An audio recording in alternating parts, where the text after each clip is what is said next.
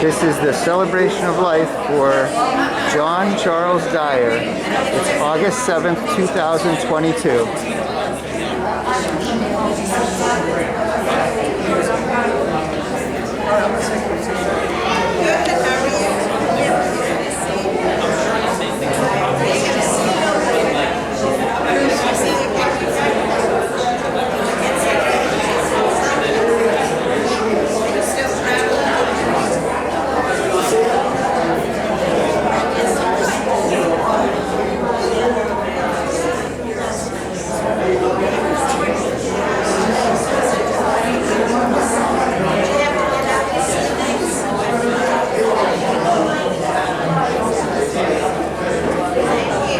Welcome, everybody. Welcome, friends and family. If we could all begin to find seating, we're about to get started. I just want to mention that at the back of the room we have coffee and soda, water, so help yourselves. How's the volume here? Is this good? All right.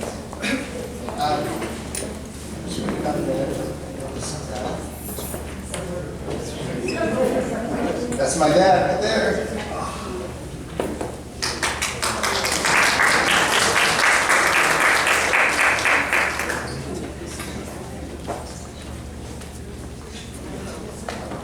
Today is a very special day. We're here to celebrate my father's life.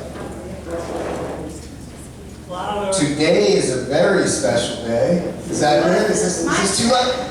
Just so everyone knows, I'm known to be a loud talker, so just tell me. I can always turn the volume up, but not necessarily down. Okay. All right. So just let me know. Today is a very special day. We're here to celebrate my father's life. But that's not all. We're here to honor him and pay tribute to his memory and all that he stood for. Now, this is not likely to be your everyday run-of-the-mill life celebration. Can anyone tell me why? Because you're doing it.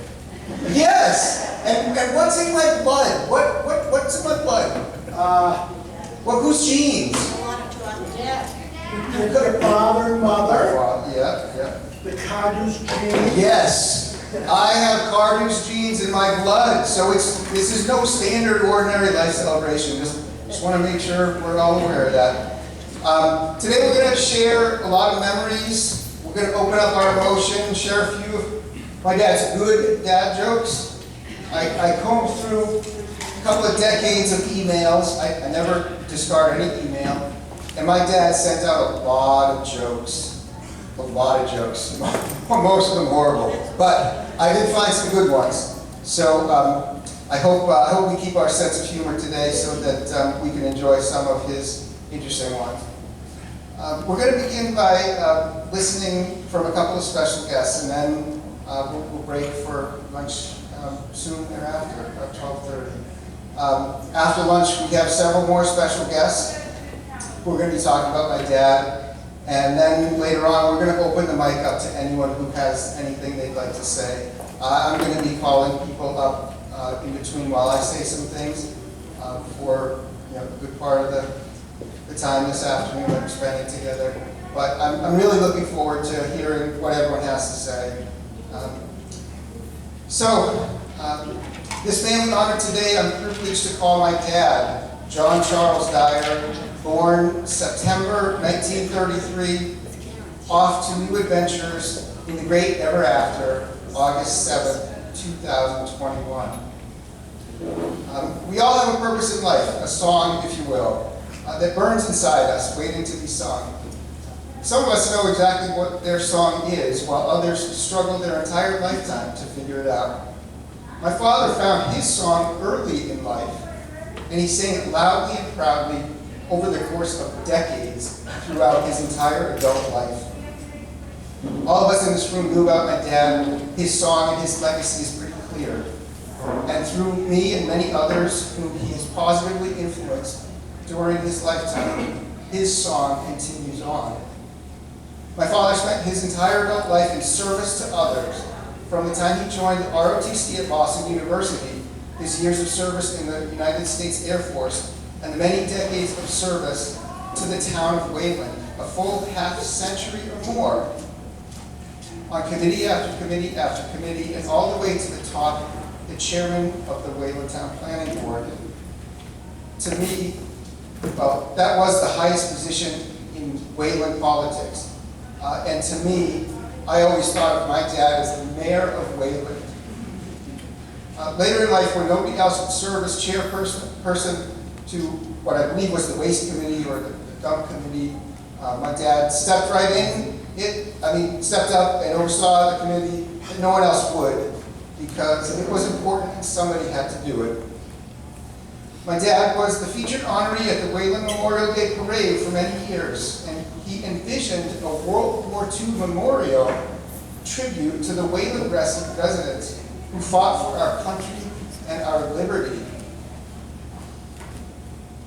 to protect our freedoms from oppression, and several members of Wayland giving their lives so that we may enjoy free speech and the pursuit of happiness. Things we all too often take for granted. Over the course of a decade, my father spearheaded the idea, the fundraising campaign, and coordinated the architectural design of this memorial, of which many of us saw it at the entrance. In the end, his vision became reality, and well over $100,000 was raised. This beautiful memorial was built, and an annual monetary scholarship is awarded to a well-deserving graduating senior from Wayland High School. My dad's purpose in life, his song, was to serve others for the betterment of humanity. His song was pure, his song was strong, his song was loud, and it spanned almost 60 years. My dad was a champion of service to which there are few equals. And a life of service is a life fulfilled. My dad served others with this singular pure intention to improve the lives of everyone around him, his family, his friends, his community, and his country. I would like to call my first guest to the podium, a man I look up to who has become a wonderful inspiration to me, especially in the past few years. A man who has also dedicated his life to the service of others, my dear uncle, Christopher Trevekas.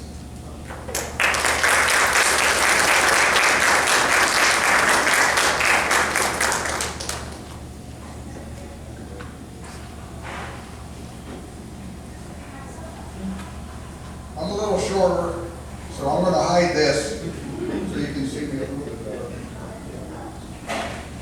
Remind me to put it back, however, because somebody else may need it. Growing up, I was the older brother in my family. When I married into the Dyer family about 60 years ago, John became my older brother. As such, he was a mentor in many ways. He had a brilliant, agile mind, was often ahead of others in many discussions, almost all discussions. While he never announced it publicly, at least as far as I knew, although Andrew has mentioned it, John's goal in life was to leave the world in a much better condition than he found it. I am here to report to you that in that goal, he was a spectacular success. While some of these topics might be covered by others in more detail, I will talk briefly about four, although I may eliminate one of them, and at the end, depending on, because I don't know exactly what everybody's going to talk about, I'll leave one out and perhaps address it later. Topic one.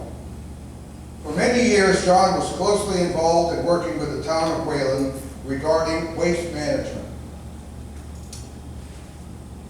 Recycling impacts on the environment. Nowadays, there are many euphemisms for waste management. Transfer station probably being the the most useful or the most used. But in the early days, it was the town dump. Anyway, did John choose some highly visible, reputation-creating way to help the town? No. No. Instead, he chose a project about as deeply in the background and arcane as any town has: the impact of waste on the environment. Often when we were together, he would discuss plastic problems, glass recycling, researching best practices, incinerator technology, incinerator costs. Who knew? Well, John did. He knew it all. And I'm convinced that his influence over many, many years greatly assisted the town of Wayland in all the unglamorous waste recovery, reuse, and recycle endeavors. Topic 2. Many of you know that John and Pat and Charlotte and I bought a house together on Swan Pond in South Dennis in 1993. We spent several months there every summer since then. We had been there a year when we found out that in addition to our home real estate taxes, there was a second tax assessed on all the community land in our neighborhood. This would normally have been paid by the homeowners association, but then we found out that the association had become defunct and a number of years before. Then we found that one of our neighbors, who was moving away very soon, had been paying this extra tax for a number of years. They were moving away. What to do?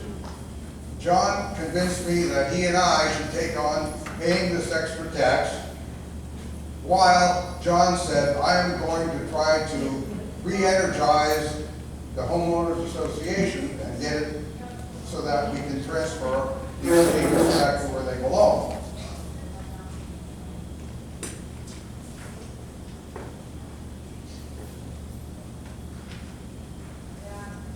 So little by little that worked, and the organization started. We had some socials, and they started to define and collect a small annual stipend from homeowners to support the taxes that we needed on a community-wide basis. Also some extra money for some beautification projects. All of this was done only because John felt an obligation to make our Cape Cod neighborhood a better place to live. And in the back of the room, way back there, I'm glad to see that some of our Cape Cod neighbors are here today. Welcome.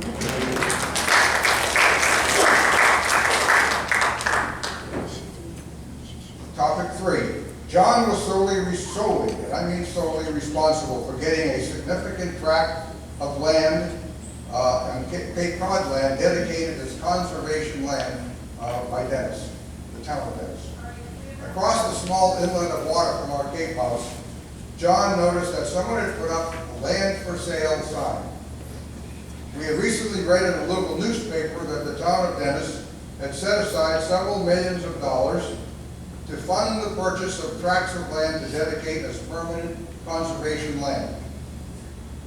John decided to write a letter to the town of Dennis suggesting that this piece of land, I believe it was about 20 acres, should be purchased by the town and dedicated permanently as conservation land. It was a very convincing letter because John wrote it. Sure enough, the town was convinced, and this piece of beautiful pine forest land was permanently dedicated as conservation. And I'm pretty sure that this piece of land was the very first piece of land that the town of Dennis actually set aside as conservation. My last topic has to do,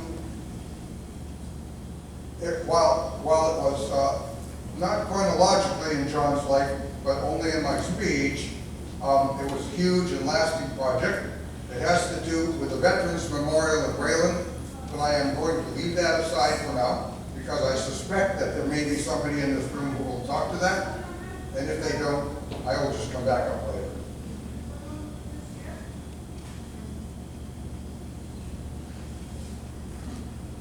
So, in closing, skipping that talk, I hope I have properly emphasized emphasized 3 of the amazing improvements to life that John was able to accomplish over his lifetime. He was a great brother-in-law, a great citizen of Dennis, and a truly great citizen of Wayland.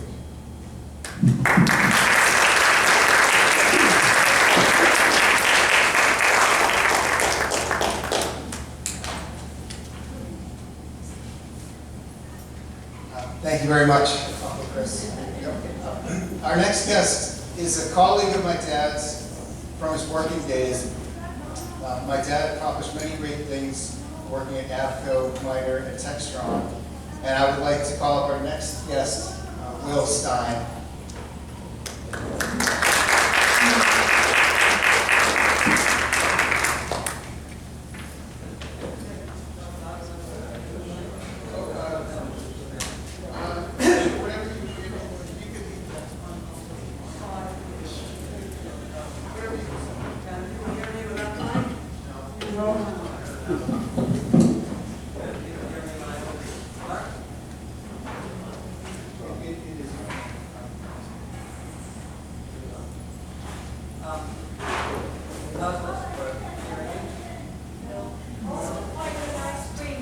Well, the problem is during the COVID pandemic, whatever you're comfortable. Talk louder. Okay, well, I'm a special guest only because my wife and I have to leave.